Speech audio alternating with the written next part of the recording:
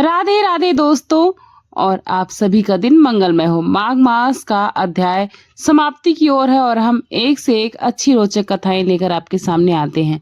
तो चलिए आज की कथा शुरू करते हैं। कथा अच्छी लगे तो वीडियो को लाइक करिएगा और पूरी कथा सुनिएगा। आज की कथा थोड़ी सी अलग है। माघ मास की सुंदर पौराणिक कथा ये हमारे शास्त्रों से ली गई है। माघ मास के पवित्र महात्म्य को दर्शाती हैं और वह हमारी आध्यात्मिक चेतना और श्रद्धा को सुदृढ़ बनाती हैं। और इसीलिए प्रतिदिन हमें माघ मास का स्नान करने के पश्चात इन कथाओं का श्रवण करना चाहिए। इससे हमारी आध्यात्मिक ऊर्जा सशक्त बनती है, भगवान के प्रति हमारी निष्ठा सुदृढ़ बनती है। और इसी विचार के साथ इस माघ मास कथा श्रृंखला को हम आगे बढ़ाते हैं और सुनते हैं आज का अध्याय। आइए आज के अध्याय में कुछ खास सुनते हैं। ऋषि देवदिति की कहानी। ऋषि देवदिति ने कहा, इस पवित्र कथा को ध्यान पूर्वक सुनिए। एक समय केरल प्रदेश में एक वेदज्ञ ब्राह्मण निवास करते थे। उनका नाम वसु था। उनके बंधु बांधवों ने जब उनके धन का हरण कर लिया तो वे केरल प्रदेश छोड़कर वहां से चले गए।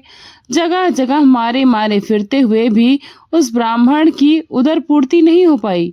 अंत में अनेक रोगों से पीड़ित होकर वन में चले गए। तीर्थ यात्रा करते करते वे अत्यंत क्रूशकाय हो गए और दैवश एक दिन विंध्याचल पर्वत पर चले गए। वहां भूखे और प्यास से पीड़ित होकर उनके जीवन का समापन हो गया। उन्होंने अपना देह त्याग कर दिया और उनकी अंत्येष्टि विधि भी विधि पूर्वक नहीं हो पाई। इस कारण वे वन में प्रेत बनकर निवास करने लगे। वे इस प्रेत योनि को पाकर बहुत दुखी रहते थे। चारों दिशाओं में हाहाकार करते हुए अपनी मुक्ति का मार्ग खोजते रहते थे। उसने धर्म अनुकूल कोई भी ऐसा कर्म नहीं किया था जिससे उनकी मुक्ति हो पाए। जो दान नहीं करता, जो यज्ञ, भगवान विष्णु जी का पूजन, तीर्थ स्थान, भजन, कीर्तन कुछ भी नहीं करता, उसकी मुक्ति आखिर हो कैसे सकती। जो ब्राह्मण अथवा स्त्रियों का धन हरण करते हैं वे भी मुक्त नहीं हो पाते। जो जुए, कपट व्यवहार, ठगी, चोरी, मदिरापान, झूठ आदि से उदर पूर्ति करते हैं यानी कि पेट भरते हैं, वो सदैव दुखी रहते हैं। इस जन्म में भी और इस जन्म के बाद भी। जो स्त्री, बालक, वृद्ध, विधवा पर अत्याचार करते हैं वे महान पाप के भागी बनते हैं। गौ वध करने वाले, पृथ्वी हरण करने वाले, चुगली करने वाले, निंदा करने वाले, हिंसक, निकृष्ट दान को प्राप्त करने वाले, वे ही जीव अपने इन पापों के कारण प्रेत, पिशाच, राक्षस, कीट, पतंग इत्यादि निकृष्ट योनियों को प्राप्त होते हैं। उन्हें इस लोक और परलोक में कहीं भी सुख नहीं मिलता। प्राणी को इसलिए अपने धर्म का पालन करना ही श्रेष्ठ बताया गया है। उस प्रेत ने एक दिन उस पर्वत पर एक पथिक को जाते देखा।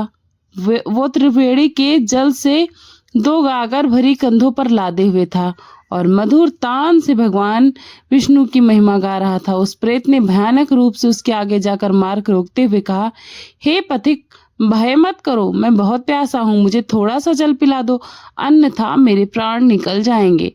पथिक ने कहा, अरे तुम कौन से जीव हो? तुम्हारी आकृति बड़ी भयंकर है, मगर फिर भी दुबले और परेशान दिखाई दे रहे हो। तब उस प्रेत ने कहा, हे धर्मात्मा, मैं प्रेत हूँ। पूर्व जन्म में मैं एक उत्तम कुल का ब्राह्मण था, लेकिन लोभी होने के कारण मैंने कभी दान नहीं किया और इस कारण इस प्रेत योनि को प्राप्त हुआ हूँ। मैं सदैव भोजन के पीछे लगा रहता था, कभी दान नहीं देता था, न कभी भोजन से पहले प्रभु का भोग लगाया, न प्यासे को जल पिलाया, न पितरों का तर्पण किया, न ही उनका श्राद्ध कर्म किया, न कभी देव पूजन किया, न कोई दान, तप, यज्ञ और तीर्थ स्थान और तीर्थ भ्रमण भी कुछ नहीं किया मैंने, और इसी के फलस्वरूप मुझे प्रेत योनि प्राप्त हुई है। इस प्रकार निकृष्ट कर्म करने से मेरी यह दुर्दशा हुई है। आज मैं अच्छी तरह से समझ चुका हूँ कि प्राणी को भूल कर भी भगवान विष्णु के चरणों और वेदोक्त धर्म को नहीं छोड़ना चाहिए। मेरे पूर्व जन्म के पापाचार के द्वारा मेरा ज्ञान नष्ट हो गया है। वैसे इस वन में शेर, चित्तों द्वारा मारे गए अनेक जीवों का खाने योग्य मांस पड़ा है। इस वन में पक्षियों द्वारा कुतर कर फेंके गए अनेक स्वाद युक्त फल मौजूद हैं। यहाँ से 7 सरोवर में भी पीने लायक मीठा जल उपस्थित है। यह सब होने पर भी मैं अभागा उनका उपयोग नहीं कर सकता। मैं तो केवल वायु पीकर सर्पों की तरह जीवित हूँ। कोई भी प्राणी परमेश्वर की बिना कृपा के बल, बुद्धि, पुरुषार्थ, पराक्रम, मित्र, लाभ, सुखी जीवन, भोग और मोक्ष नहीं प्राप्त कर सकता। आप तो भगवान के भक्त हैं, आपके शरीर की रक्षा तो स्वयं भगवान विष्णु की भक्ति करती है और यही कारण है कि प्रेत, दैत्य, राक्षस, पिशाच, भूत, वेताल, पूतना, गंधर्व, शकुनी, आथक, ग्रहण आदि सब भक्त जनों को देख भी नहीं सकते, न स्पर्श कर सकते हैं। बाल ग्रह, मंडी ग्रह, यज्ञ, क्रूर, दुष्टि बुद्धि ग्रह, मात्र ग्रह, भयानक ग्रह, कृत्या, हरप, यह सब भी ब्रह्मावादी वैष्णव की ओर देख भी नहीं सकते। जिनके हृदय में सदैव हरिचरणों का ध्यान है, जिनकी जीवा पर गोविंद नाम है, उनकी रक्षा स्वयं भगवान करते हैं और उसके साथ साथ सभी शुद्ध ग्रह, देवता और नक्षत्र करते हैं। आप इस कारण निडर बने रहो। मैं अपने कर्मों का फल भोगता हुआ इस नदी के तट पर विचरण करता रहा हूँ और यहाँ विचरण करते हुए मैंने एक सारस के वचन सुने थे। हे विप्रवर, इसी खंड के समीप गोहिका नामक एक नदी है। यह नदी पहाड़ी के समीप है। उसमें अथाह निर्मल जल रहने के कारण बड़ी बड़ी लहरें उठा करती हैं। किनारे हाथियों के झुंड विचरण किया करते हैं। दोनों ओर किनारों पर अनेकों जामुन के पेड़ लगे। मैं एक समय घूमता हुआ उस नदी के तट पर थक कर विश्राम कर रहा था। एक वृक्ष के नीचे बैठा हुआ था और तभी आहार की खोज करते हुए एक सारस वहां पर आ पहुंचा। वह सारस का जोड़ा था। वहां पहले से ही अनेकों पक्षी किलोल कर रहे थे। सारस दंपत्ति ने भी आपस में बहुत देर तक किलोल किया। जब वे थक कर चूर हो गए तो एक छायादार स्थान पर चोंच और पंखों में दबाकर विश्राम करने लगे। जब वे निंद्रा मग्न थे तभी एक लाल मुख वाला बंदर क्रोध से लाल आंखें करके सोते हुए सारस के पास आया और लंबे लंबे काले बालों वाले दुष्ट वानर ने अपनी लंबी और चंचल पंच को चारों ओर से फटकारा और उस वानर को देखते ही आसपास के सभी पक्षी भय से चीखते हुए जान बचाकर भागने लगे।